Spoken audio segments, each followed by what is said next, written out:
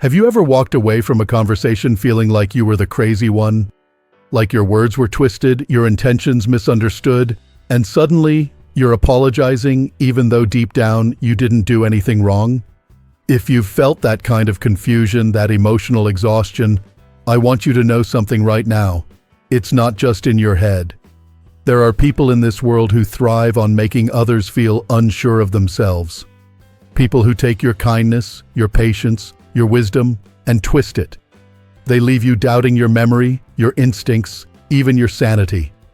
And for many of us, especially as we get older and crave peace, those kinds of relationships become more than just frustrating. They become deeply draining. Now I know what you might be thinking. I've dealt with difficult people all my life. What makes this any different? Here's what's different. Not everyone is just difficult. Some people are what psychologists have come to recognize as narcissistic. And not the social media kind that loves selfies and attention, but the deeply manipulative kind that feeds off your emotional reactions and slowly chips away at your sense of self. Today, I want to help you see what's really going on beneath that behavior. Not to diagnose anyone, but to help you recognize when you're being pulled into a toxic dynamic, and more importantly, how to pull yourself out of it. There's a single sentence I'll share with you that can stop a narcissist in their tracks. But to understand why it works and how to use it, we need to look at what's really happening behind the scenes. You see, some of the greatest insights into human behavior reveal that people who act narcissistically aren't motivated by true strength or confidence, but by fear. Deep, paralyzing fear of confronting the parts of themselves they've spent a lifetime trying to avoid. This is often called the shadow self, all the painful emotions, insecurities, and shame that a person refuses to acknowledge. Rather than deal with those feelings, they project them onto others. And if you're someone who's emotionally sensitive, self-reflective, or empathetic, you're often the one they choose to target. Why? Because you reflect back what they lack. Your kindness, your calm, your ability to think about your own behavior, that's terrifying to them. It forces them to see what they've buried, and that's something they'll do anything to avoid. So instead of owning their discomfort, they blame you. They twist the narrative. Suddenly, you're the one who's too sensitive, or overreacting, or always starting drama. Sound familiar? It's not about you. That's the first and most important thing to understand. Their manipulation, their attacks, their confusion tactics, they're not reflections of who you are. They're defense mechanisms for someone who's afraid of being truly seen. Narcissists often operate through what's known as an inflated ego consciousness. It's a fragile shell, designed to appear powerful, but hollow at its core. To keep that illusion intact, they depend on three psychological drives. First, they need control, not because they're natural leaders, but because they're terrified of losing the mask. If you see through it, if you stand firm in your own truth, their carefully crafted identity begins to crack. So, they try to control your thoughts, your emotions, even your memory. They'll say things like, "That never happened," or "You're remembering it wrong." They're not trying to argue facts. They're trying to wear down your sense of reality. The second drive is validation. But it's not the kind of validation that comes from love or mutual respect. It's neediness, disguised as superiority. They crave compliments, praise, admiration. Because without it, they start to collapse inside. Every nice thing you say to them, every time you agree just to keep the peace, becomes a patch on their leaking self-esteem. And the third drive is perhaps the most sinister: confusion. Narcissists create something often described as a psychological fog. You'll find yourself second-guessing everything: what you said, what they meant, whether you're imagining things. This is no accident. Confused people are easier to control. When you don't trust your own perception, you start depending on theirs. And that's exactly where they want you: disoriented, vulnerable, and emotionally hooked. If any of this sounds familiar, you're not alone. And you're not powerless. The truth is, you have more control than you think. Narcissists draw their power from what some experts call unconscious participation. That means every time you react, when you defend yourself, explain your actions, try to make them understand, you're unknowingly feeding their need for control and validation. That's the hard part, isn't it? Because if you're someone who values connection and understanding, your instinct is to explain, to fix, to be fair. But with a narcissist, fairness isn't the goal. They don't want clarity. They want to keep you in the loop of emotional chaos. But here's where everything changes. The moment you stop participating, when you withdraw your energy and become emotionally neutral, the narcissist loses their grip. This isn't about becoming cold or uncaring. It's about stepping out of the fog and seeing clearly. It's about reaching a state of conscious detachment. That's the moment when you observe their behavior without being pulled into it. You stop reacting. You stop chasing explanations. You simply witness. And that leads us to something extraordinary. One simple sentence that holds the key to reclaiming your peace. It's not loud or dramatic. It's not meant to provoke or punish. It's quiet. It's clear. And it builds a boundary so solid that no manipulation can get through. The sentence is, "I'm not available for this conversation." That's it. Just those words. And when you say them calmly and consistently, without emotion or argument, something powerful happens. You remove yourself from their game. You refuse to play. And the moment you do that, the balance of power shifts. They can't twist your words because you're not offering any. They can't bait you because you're not biting.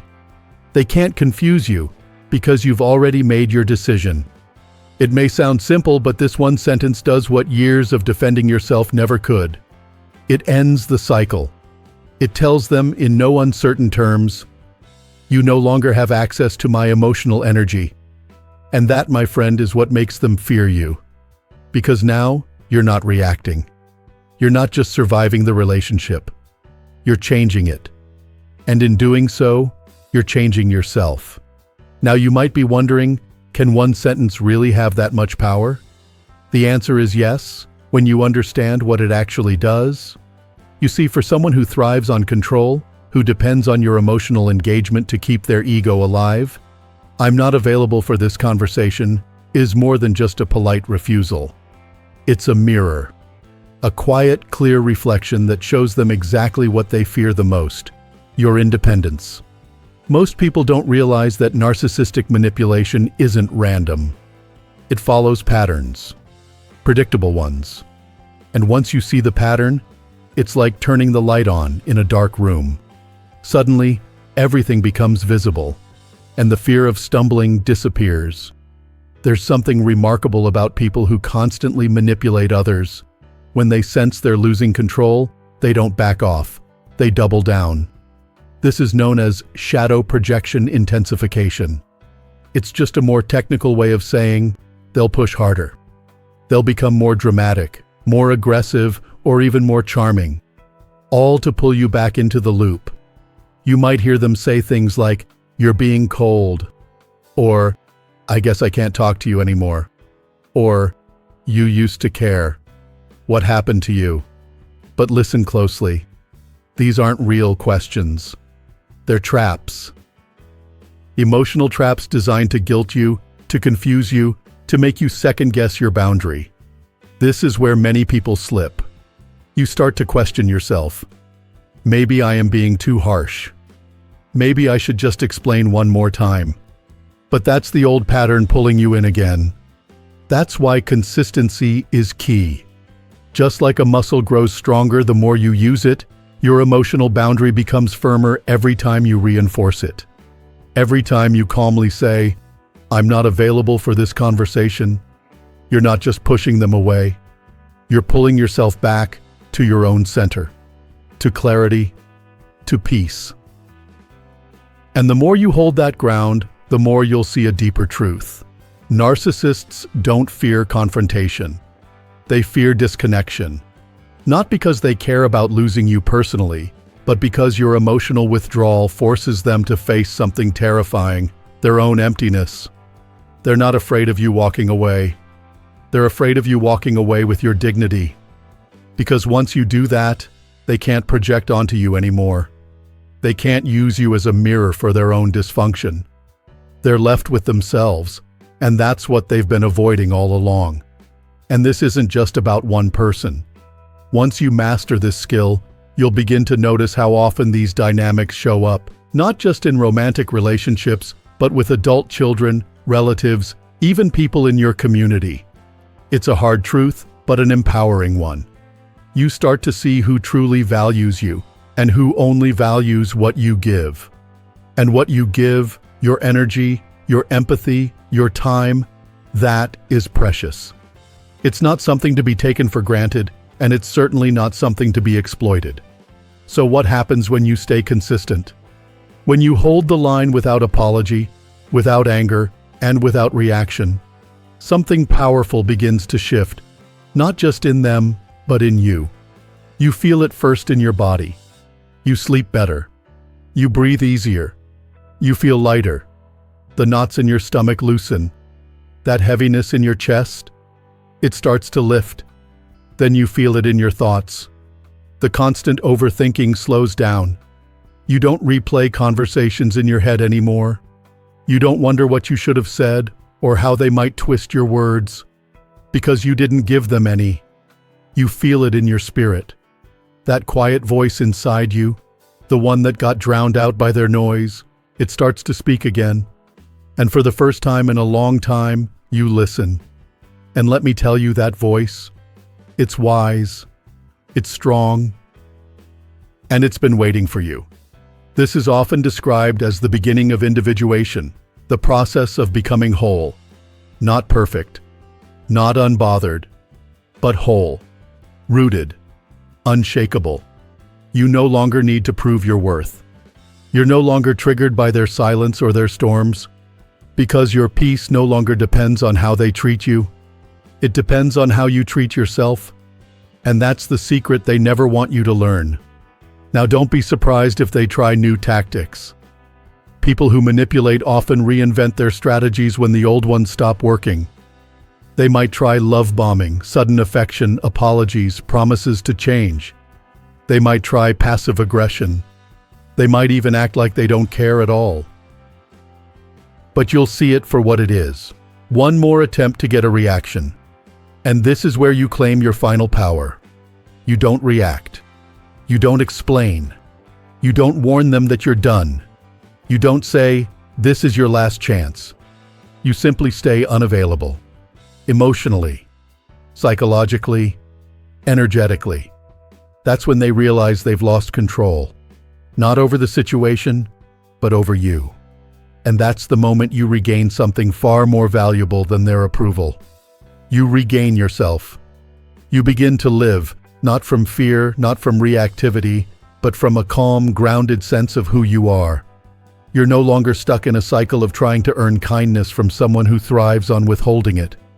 You're no longer trying to make them understand you, because you finally understand yourself. And that understanding, it changes everything. You become psychologically sovereign. You're no longer a character in their story. You're the author of your own. And all of it, every shift, every change, every ounce of peace, begins with one simple sentence.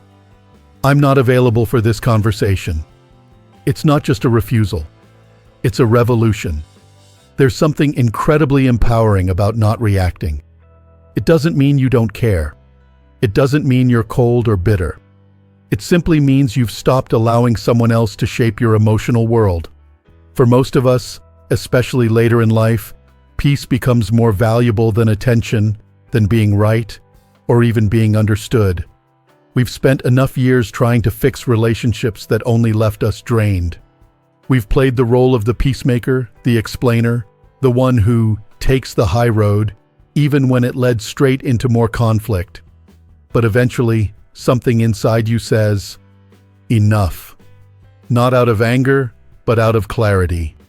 Not because you're giving up, but because you're waking up. That's the moment you step into your authentic psychological authority. It means you no longer hand over your emotional power to people who haven't earned your trust. You no longer offer your time, your explanations, your forgiveness on repeat to those who continue to violate it. And here's the beautiful part. This doesn't just protect you from one person. It transforms the way you move through the world. You start to notice your energy is calmer around others. You feel less reactive in conversations. Your boundaries become second nature. Not walls to keep people out, but doors that you choose when and how to open. And the people who belong in your life? They respect those doors. They don't push. They don't guilt. They don't force their way in. They knock. But those who've relied on your confusion, on your emotional availability, on your willingness to stay in endless conversations that go nowhere, they won't know what to do with this new you. At first, they may try harder to pull you back. The manipulation may intensify. They'll accuse, provoke, bait. That's not failure. That's a sign your boundary is working. This reaction can be seen as a kind of panic, a collapse of the false self. The narcissist depends on something known as psychological inflation, a pumped-up false image of power held together by the emotional reactions of others. But the moment you stop reacting, that inflated balloon begins to lose air. They can't gaslight you anymore because you no longer look to them for clarity. They can't shame you because you no longer depend on them for validation. They can't confuse you because you've learned to trust your own inner compass. That compass is often called conscious recognition. It's the quiet awareness that sees manipulation before it has a chance to take hold. You sense the projection. You feel the emotional bait, but you don't take it. Instead, you step back. You ground yourself. You say, with calm certainty, "I'm not available for this conversation." And with every time you say it, you get stronger. Because this isn't about hurting the other person. It's about healing yourself. You're breaking the cycle that says your worth is tied to how well you can manage someone else's emotions. You're letting go of the belief that you have to be the one who makes things right, every time, with everyone. That's not peace. That's self-sacrifice. Real peace is quiet. It doesn't ask for attention. It doesn't need to be defended. It just is. And it begins with choice. Your choice to stop participating in the drama. Your choice to protect your clarity. Your choice to be unavailable for confusion, for chaos, for emotional manipulation. That's the essence of individuation. It's the journey of becoming whole, not through fixing others, but by honoring yourself.